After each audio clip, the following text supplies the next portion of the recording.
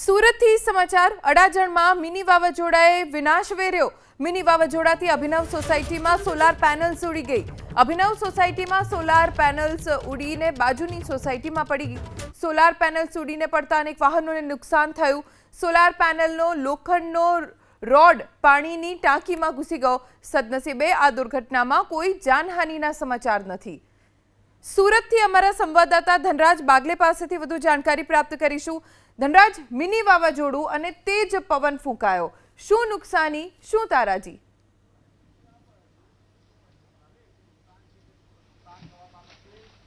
જી બિલકુલ, મિની વાવાઝોડાની સૌથી મોટી અસર સુરતના અડાજણ વિસ્તારમાં જોવા મળી રહી છે। આખી સોલાર પેનલ ઉખડીને અન્યના મકાન પર પડી ગઈ। આ તસવીરો તમે જોઈ શકો છો।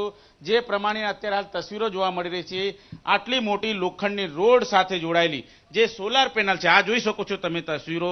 આખી સોલાર પેનલને મિની વાવાઝોડાએ ઉખાડી નાખી છે અને એ ઉખડીને સીધી ગઈ છે અન્યના ઇમારત પર। અહીં મકાન માલિક મોજૂદ છે। તમે જણાવો, કયા પ્રકારે કેટલો ભયનો માહોલ સર્જાયો તો કઈ રીતે આ ઇમારત પર તૂટીને આવી ગઈ?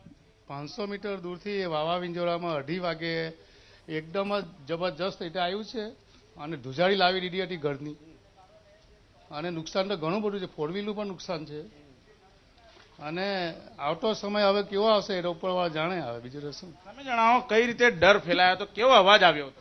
બસ દોઢ પોણા બેની આજુબાજુ એટલો જોરમાં ધરાશયી અવાજ આવ્યો। લોકો આ શું થયું? બહાર આવીને જોયું તો ગાડીઓ પર પેનલ પડેલી હતી, લોખંડના સળિયા પડેલા હતા, એટલે એટલા બધા ગભરાઈ ગયા। પહેલા તો બહુ નાસભાગ થઈ ગઈ ને ત્યાર પછી બધાને એકઠા કરીને પછી ઉપર આવ્યા ટેરેસ પર। પહેલા તો એ જોયું, પછી ફાયર બ્રિગેડને ફોન કર્યો। તમે જણાવો, કઈ રીતે મોટો અવાજ આવ્યો? જે બોમ્બ ફૂટ્યો હોય ને એટલો મોટો અવાજ આવ્યો હતો અને મકાન પડી ગયું હોય એવો અવાજ આવ્યો હતો। અને જે પેનલો જે એટલી ફોર્સમાં ઉડીને આવી હતી કે કોઈ માની લો કે જો માણસ ઊભું હોય તો એના ચીથરા ઉડી જાય। એટલે એટલું ભયંકર વાવાઝોડું હતું કે જેના કારણે બધી પેનલો ઉડીને આવી અને અમારા ઘરને પણ નુકસાન થયું છે અને ગાડીને પણ પુષ્કળ નુકસાન થયું છે। કઈ રીતે લોકો અહીંના ડરી ગયા હતા, શું કહેતા? રાત્રે એટલા બધા ડરી ગયા હતા કે ભૂકંપ આવ્યો એમ કરીને નાસભાગ થઈ ગઈ હતી ને એક બાજુ વરસાદ ચાલુ, એક બાજુ પાવર બંધ અને નાસભાગ થઈ ગઈ હતી।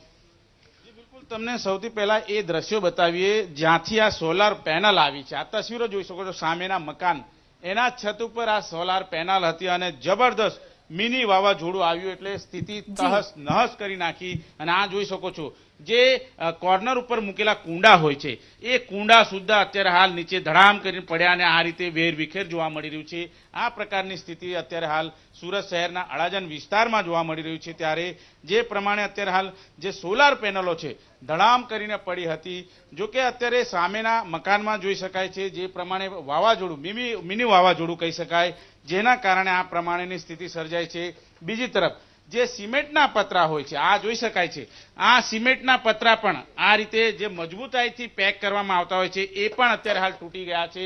આ તસવીરો જોઈ શકાય છે જે પ્રમાણે તહસ નહસની સ્થિતિ છે અને ધડામ કરીને જ્યારે આ જે તમામ સોલાર પેનલો જે નીચે પડી હતી ત્યારે આ જોઈ શકાય છે સુરત મહાનગરપાલિકાના અધિકારી કે કોન્ટ્રાક્ટ ઉપર ચાલતી હોય એ કાર છે અને કારનો પણ અત્યારે હાલ ભૂક્કો બોલાઈ ચૂક્યો છે।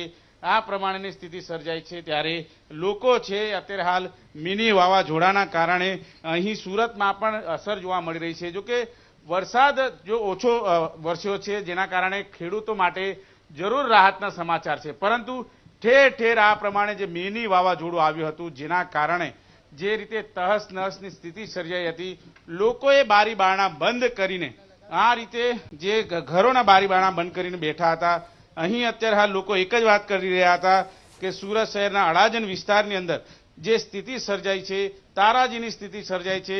નીચે પાર્ક કરેલા વાહનો પર સોલાર પેનલો પડી છે, અન્યના ઇમારતો પર આ રીતે સોલાર પેનલ તાસના પત્તાની જેમ ઉડીને જે રીતે અન્યના ઘરો પર પડ્યું હતું ત્યારે એને લઈને સુરત શહેરની અંદર અડાજણ વિસ્તાર ખાસ કરીને કહી શકાય ત્યાં અત્યારે હાલ તારાજીના દ્રશ્યો સર્જાયા છે।